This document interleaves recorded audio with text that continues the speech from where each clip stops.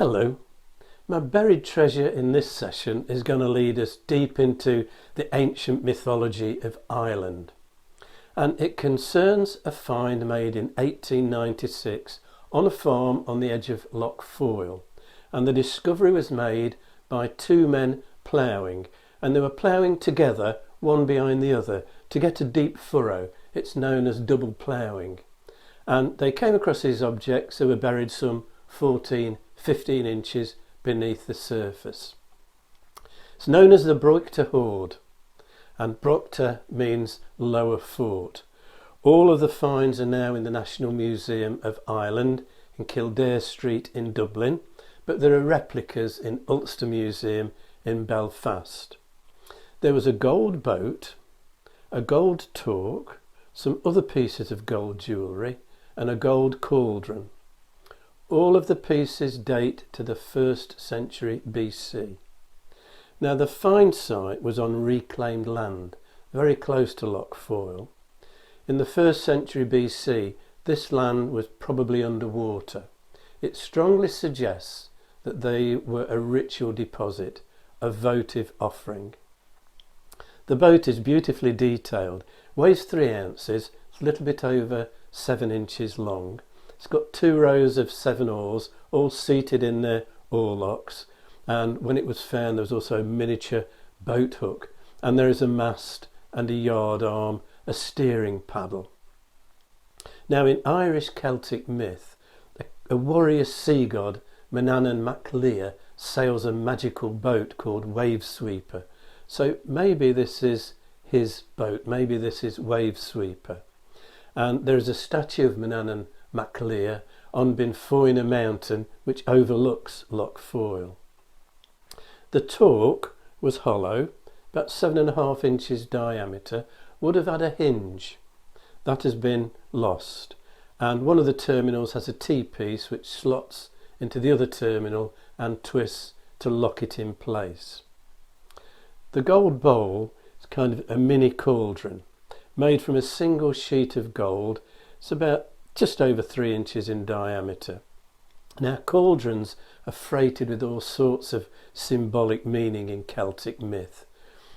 There was a legend that warriors killed in battle could be dipped in a cauldron of rebirth and then returned to the fight. And cauldrons were important objects in the feasting culture of the Iron Age. Would originally have had 4 suspension hoops. In Irish legend, a cauldron is one of the treasures of the Tuatha De Danann. These are the legendary descendants of the goddess Danu, known as the Sidhe, sometimes referred to as the good people, the fair ones, the lordly ones, the good neighbours.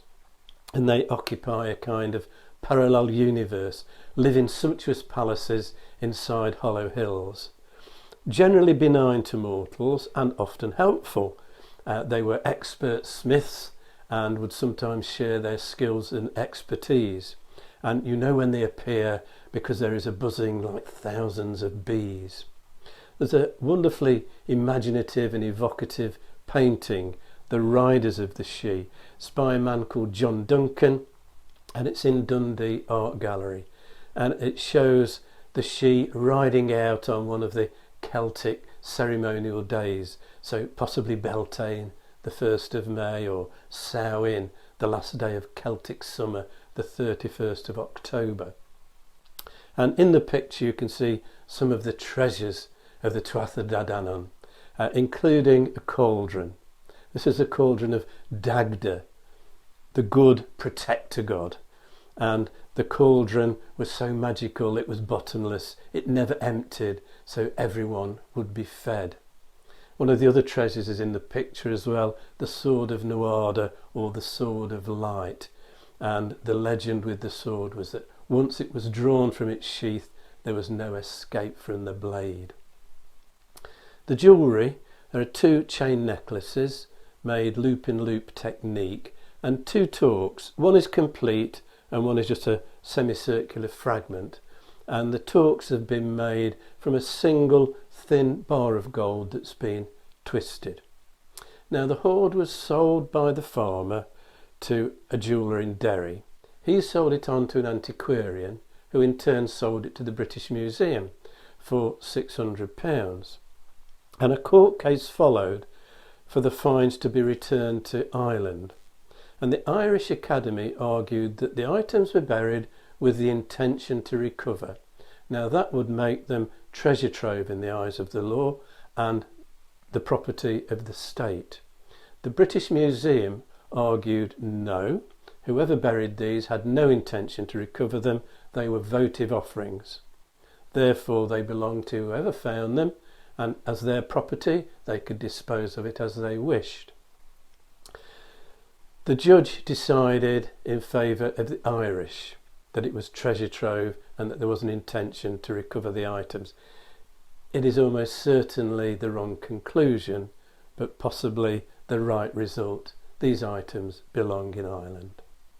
And let me repeat that all these items are now on display, permanent display, in the National Museum of Ireland in Dublin, and replicas are in Ulster Museum in Belfast.